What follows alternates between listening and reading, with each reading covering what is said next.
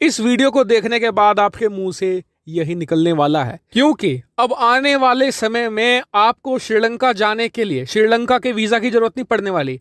आपको लेना होगा चाइनीज वीजा। जी हाँ, क्योंकि श्रीलंका की कॉलोनाइजेशन स्टार्ट हो चुकी है। श्रीलंका की जो गुलामी है वो शुरुआत आज उसकी हो चुकी है और खुद श्रीलंका की पार्लियामेंट ने इसकी शुरुआत कर दी है। विपक्षी पार्टियां अपना सर पटकती रह गई कि हम लोग गुलाम हो जाएंगे, हम चीन के चंगुल से फिर कभी इतिहास में नहीं निकल पाएंगे। लेकिन श्रीलंका के जो राष्ट्रपति हैं, श्रीलंका के जो प्रधानमंत्री हैं, वो लॉन्ग टर्म की सोच ही नहीं रहे। वो ये सोच रहे हैं कि किसी तरीके से आज की तारीख में हम कर्जे की वजह से बैंकरप्ट ना हो जाए, इसलिए वो चीन की हर बात मानने को तैयार हो गए हैं। और भारतीय डिप्लोमेसी की मैं नहीं मानता कि इससे बड़ा फेलियर हुआ होगा जितना बड़ा फेलियर आज ये हुआ है। दरअसल खबर कुछ ऐसी निकलकर सामने आई है कि श्रीलंका की पार्लियामेंट ने कोलंबो पोर्ट एक्ट पास कर दिया है। अब इसके तहत क्या होगा कि जो श्रीलंका का कोलंबो पोर्ट है, स्क्रीन पर आप देखिए लोकेशन, ये क्षेत्र अब पूरी तरीके से चीन के अधिकार में आ जाएगा। यहां पर एक स्पेशल इकोनॉमिक जोन चीन बनाएगा, यहां पर एक इकोनॉमिक हब बनाएगा, लेकिन इसके अंदर एंटर होने के लिए आपको चाहिए होगा एक स्पेशल पासपोर्ट जो चीन अब जारी करेगा।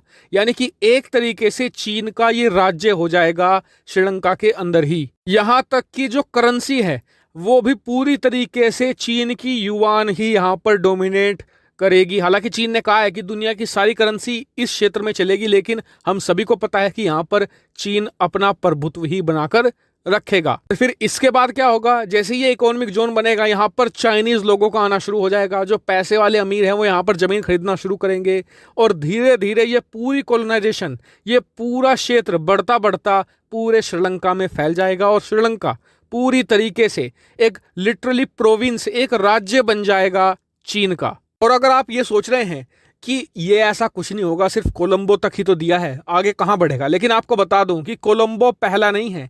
इससे पहले हम्बनटोटा पोर्ट को भी 99 साल के लिए ले चुका है चीन। उसे अपनी मर्जी से इस्तेमाल करता है। यहां तक कि हाल ही में न्यूक्लियर मटेरियल से भरी हुई एक शिप भी पाई गई थी इस क्षेत्र में चीन की। यानी कि ये चीन का ऑफिशियली दूसरा कब्जा है श्रीलंका की जमीन पर और आने वाले समय में ये चीन के दूसरे पोर्ट से होता हुआ बड़े बड़े शहरों तक भी पहुंचने लगेगा। क्या चीन इसका सैन्य तौर पर इस्तेमाल कर सकेगा? देखिए, अगर आने वाले 5 से लेकर 10 साल में जब पूरा श्रीलंका ही चीन के कब्जे में चला जाएगा, फिर तो यहां पर वो सेना तैनात करें, बॉम्ब बनाए, यहां पर एयरफोर्स तैनात करे, वो चीन की मर्जी है। और श्रीलंका की गवर्नमेंट पूरी तरीके से अंधी हो चुकी है, क्योंकि उन्हें दिख रहा है कि उनकी तबाही आ रही है, लेकिन वो आज के लिए अपने जो कर्जे की तबाही है उसे हटाने के लिए अपनी जो फ्रीडम है, अपनी जो आज़ादी है, उसे गंवाते जा रहे हैं। हम भारत के लिए बात करें तो भारत की डिप्लोमेसी का ये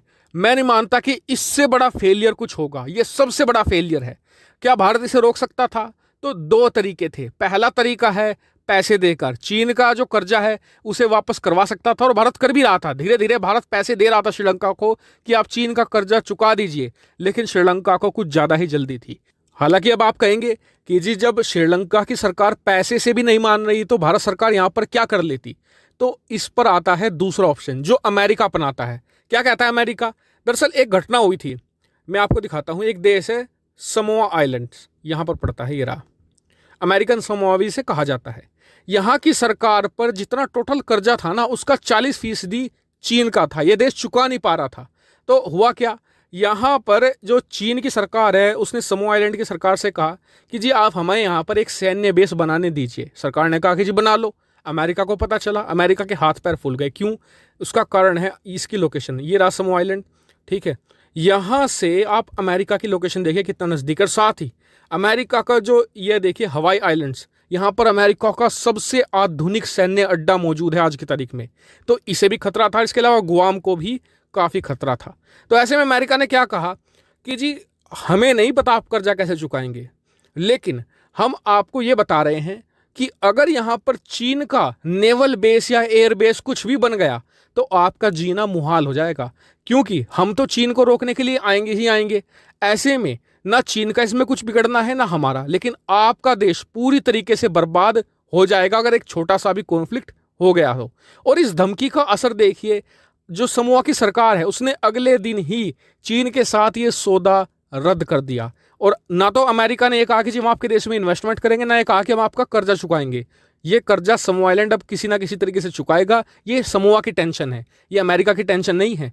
यही ऑप्शन अगर भारत अपनाता, श्रीलंका को धमकी देता कि जी हमें नहीं पता आप अपना कर्जा कैसे चुकाएंगे, हमें बस इतना नहीं चाहिए कि यहां पर अगर आपने और ज्यादा पोर्ट चीन को दे दिए तो हम आपका जीना मुहाल कर देंगे, ये सबसे बेस्ट ऑप्शन था। कि अब देर बहुत ज्यादा हो चुकी है, भारत को नुकसान काफी ज्यादा हो चुका है, श्रीलंका को भी बहुत भारी डैमेज हो चुका है। चीन आज